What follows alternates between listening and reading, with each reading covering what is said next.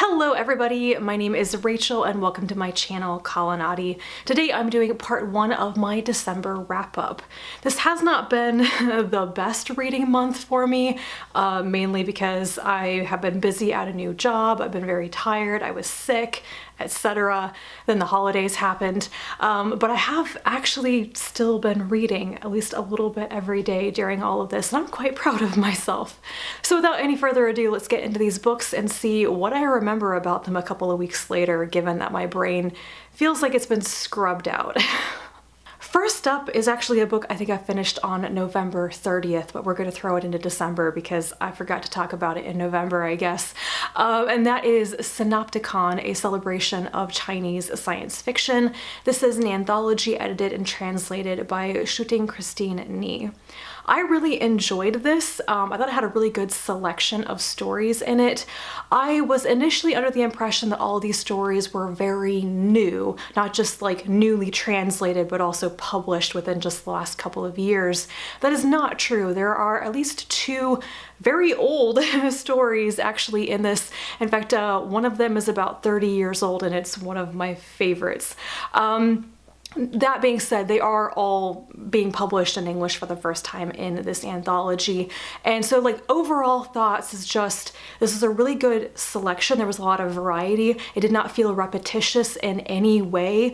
And I did like that the editor, she provided some context for her choices in these little afterwords for each story. I'm not actually a fan of getting so much explanation from editors or even from authors in introductions or afterwards to short stories. Usually I just don't want it over-explained to me, but I felt like her notes were really helpful in providing some context and some explanation because I don't know that much about Chinese culture, and so I needed to understand a couple of things that she explained about her selections and stuff, and some of the ideas and why they were noteworthy to her when she was making her selection, so I did really appreciate that. I was, however, a little bit surprised that there weren't more of the stories that I really enjoyed. There are, in fact, just 3 that ended up being very enjoyable and very memorable for me. Not that there were a bunch of terrible stories by any means, but I think one of the longer ones, like the zombie one, it was like a novella pretty much. Not my thing in the slightest, but the ones that I did really enjoy, one was the Tombstone one, Tombs of the Universe by Han Song. This one was so interesting to me because it's kind of like a future history where very far future humans are rediscovering and re-exploring tombstones and grave sites from the early astronauts and explorers of the galaxy, and they don't understand what the tombstones mean. And the way that they are trying to guess what they were about or treating them like almost like religious sites or something is really interesting, especially because a part of the story goes back in time to explain why all those tombstones were made and then why they stopped being made. I just thought this was a really interesting story that kind of took probably more like contemporary Chinese or Asian attitudes towards cemeteries and tombstones and everything, and like took that and made it sci-fi, and it was super interesting. Another similar idea is The Great Migration by Boyong. This one takes the whole idea of like was the Lunar New Year Great Migration in China, and then expands it to the rest of the solar system. It's mainly about a man trying to get back from, I think, Mars to Earth, and it's just a total like crapshoot about whether you're gonna get a ticket or not, and he meets up with a woman. I found the core premise of this and how the characters are behaving to be really interesting. I did not like the gender dynamics. This is one of the stories that's definitely written by a man, and the way that the male protagonist looks at and thinks about the woman he meets is frankly sexist, and I did not like it. The rest of the story was really good though. And then the other one that was very memorable to me was The Tide of Moon City by Regina Wang.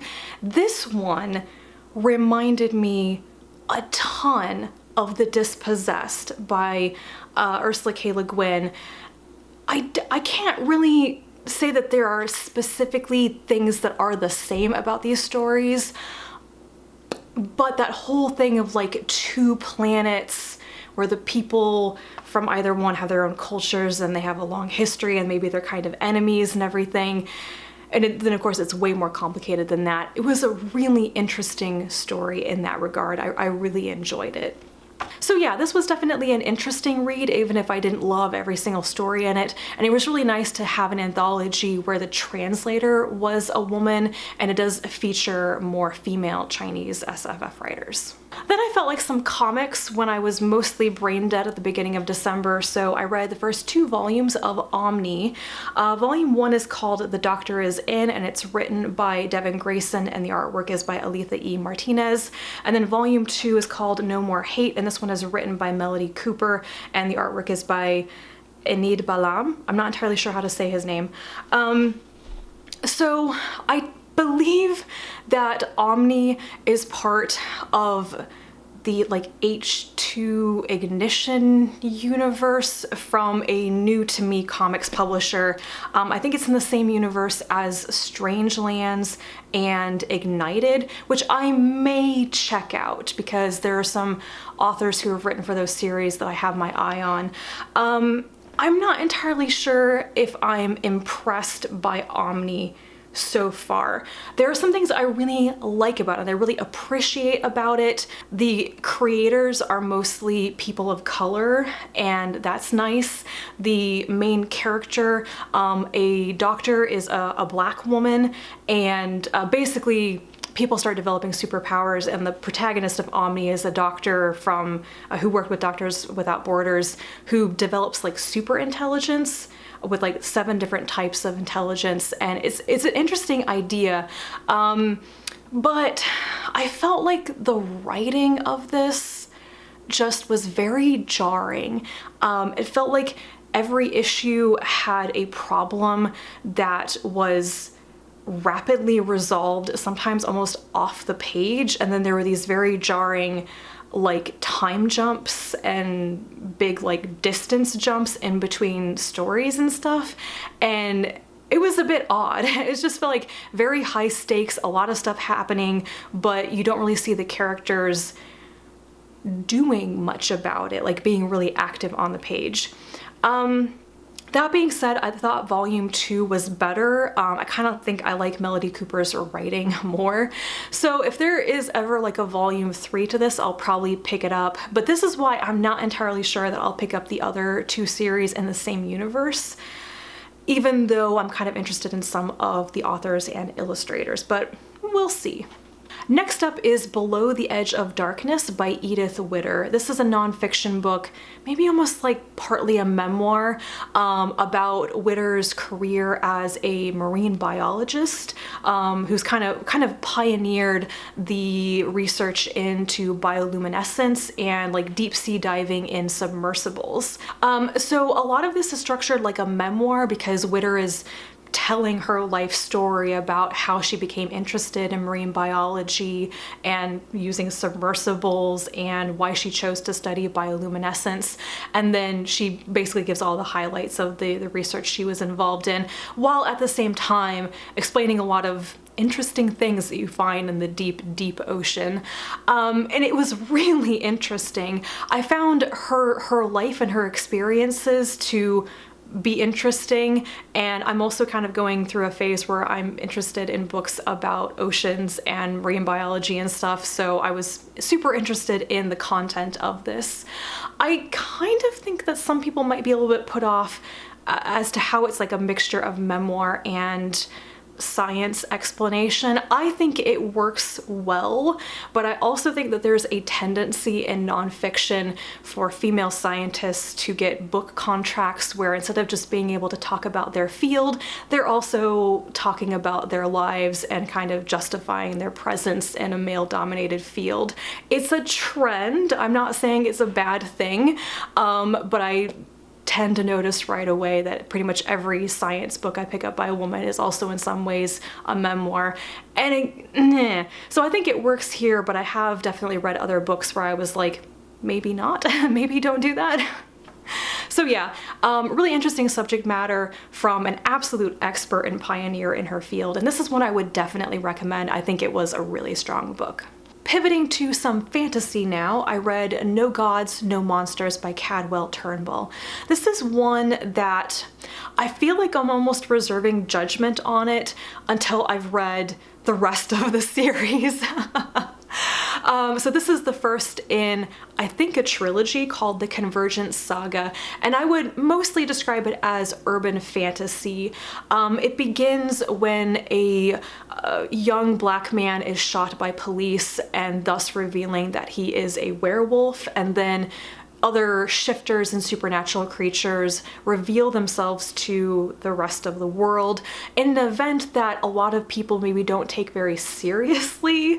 But the big question of the book, and I think of the entire series, is why did the supernatural people reveal themselves at all, and why this particular moment? There is something else going on, this big threat, and I am really interested in this question, but I don't think it is answered in the first book by any means. I think this first book just piles up a lot of setup and more questions and a whole bunch of characters and factions. I do think that I enjoyed this book a lot more than Turnbull's debut novel, The Lesson. I mean, they're very different books. That was science fiction with like an alien invasion, and this is supernatural urban fantasy, so yeah. But something about this and the characters in this really drew me in a lot more, so I will definitely continue with this series. At this point in the month, I was feeling kind of brain dead, and I wanted something that I knew I was gonna love and that might be a little bit seasonally appropriate. So I reread Hither Page by Sebastian. This is a male historical romance set after the end of World War II. It is about a doctor and an undercover agent who were both active during the war, who meet again in an English village when the spy comes to town to investigate a death. And when they recognize each other again and sparks fly, they end up kind of teaming up. I have loved this. I loved it when I read it about 2 years ago, and upon rereading it, it hit all of the right spots. I loved the mystery in it. I love the characters. I love the side characters a lot. Who is it? Wendy? Yeah, I hope Wendy reappears, because out of all the side characters, she is the one that I think has the most potential for really being involved in the plots and stuff. So this was just so much fun. It is set in winter, kind of around Christmas. It just felt like the perfect read, and I ended up upgrading it to 5 stars. And then I found out that the sequel is in fact coming out in January, and I've been waiting for that for a couple of years. So just all around a really great read. I am years late to the hype on this next one, but I have started reading it, and that is Check Please by Ngozi Ukazu. I read book 1, which I think covers the first 2 years of university life. This follows Biddy, a young man who begins college, joins the hockey team, and he bakes a lot. It's basically set in a frat house with all the teammates, and there's a lot of hockey, a lot of baking, a lot of relationship, friendship, drama stuff. Biddy is gay. He may have a crush on his straight teammate. I read this for the characters and the contemporary college setting. It kind of filled that like Giant Days gap in my life. I could not care less about the sports or the hockey content, though. I do not care about sports. I am not into athletics at any point, you know, just no. But it's a good story with good characters, and I like the writing, I like the artwork, so I will definitely finish this one. I have book 2 on hold. Another nonfiction book is The Week by David M. Henkin. This is exploring the history of the week, those 7 days. Why do we have the 7-day week? Why is it ubiquitous in most societies these days? Why has it been adopted so widely? And why is it that we can like differentiate the feel of a Monday from the feel of a Wednesday? Why do we say things like, it just feels like Thursday even though it's a Saturday? What is up with our relationship with the days of the week. And also because the 7-day weekly cycle is not an astronomical unit of time, nor is it a biological unit of time like a lot of other timekeeping things like hours in a day or the year, that sort of thing. I thought the idea, the question that Henkin is asking was a good one. Like, I started reading this because I was kind of puzzled myself. Like, I never really thought about my relationship with the days of the week. And a lot of the explanation in this is about religion and culture, the industrial age, the rise of education systems and the work week and all of that. And it's kind of that thing where you don't really know what the answer is, but then when somebody starts explaining it, it just seems like, oh, duh. So that's kind of my feelings about this book. An interesting idea that I then felt like I did not need a ton of explanation of the basic things, like you could have condensed this to a journal article or something and it would have been enough. I was listening to this on audiobook and by the 50% mark, I was like, this isn't bad, but I feel like it's already repeating itself. It's already just talking about some things too much. And even though Henkin is using a lot of like diary entries and stuff from people from like the mid 19th century. I think that's his time period of expertise. He gives a lot of really interesting firsthand accounts of people as they are adjusting to basically the birth of the ubiquitous week. And that should have made it more interesting, but once again, it felt like a lot of the quotes were pretty much saying the same thing. So it was a perfectly fine book, but I think it could have been shorter. Architects of Memory by Karen Osborne. This is the first in a science fiction series. I'm gonna guess it's a trilogy, though there's only one other book out so far.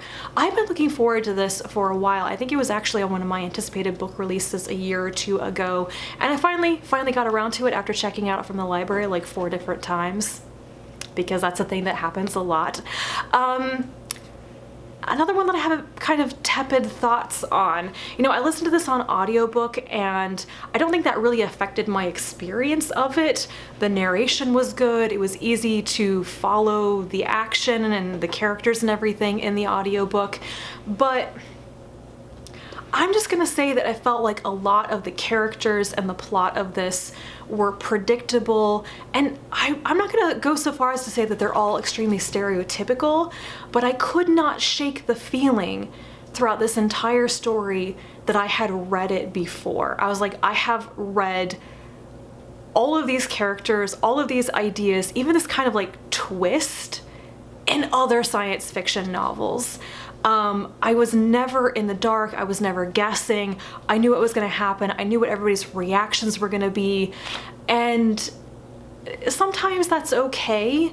But here I just felt like there could have been something else. Like there could have been more twists. There could have been something more original in it. And I was just like kind of blah instead.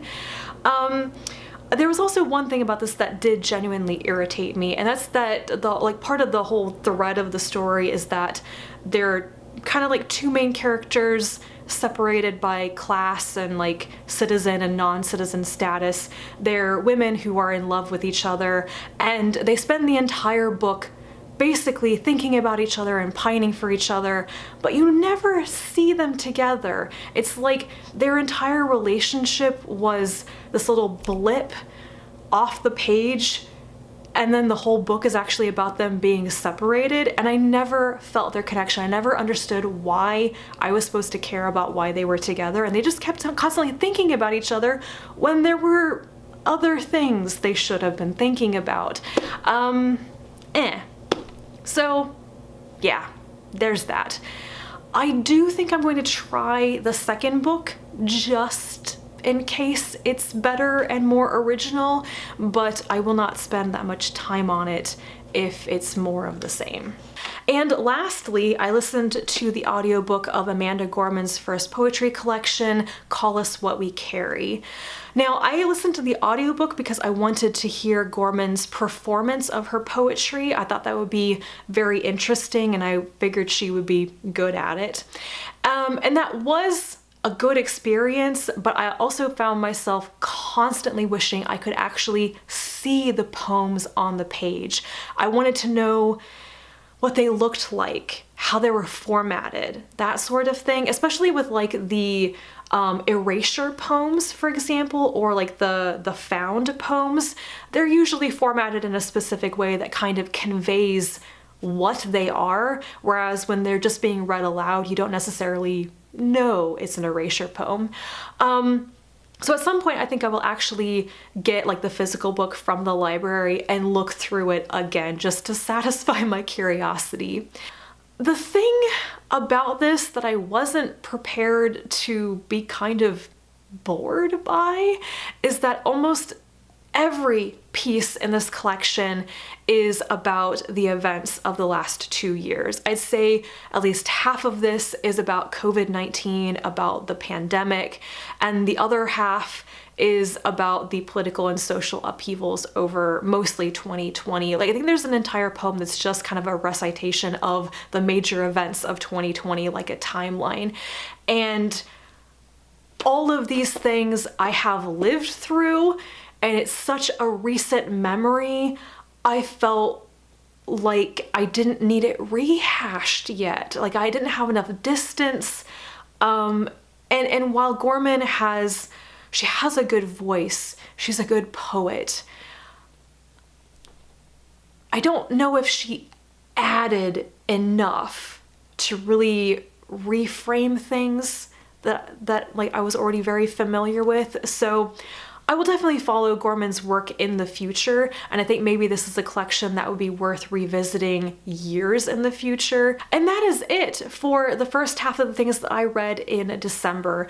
I'm feeling like a lot of my wrap-ups right now are going to be very, very audiobook heavy. I've just been in the mood for audiobooks, but also you may have noticed there's a spinning wheel back there. I can listen to a lot of hours of audiobooks while I'm spinning, so that's my current obsession. Anyway, back to the books. If you have read any of these or if you want to, leave me a comment down below. Thank you as always for watching, and I'll be back to talk to you about more books in the future, and until then, bye.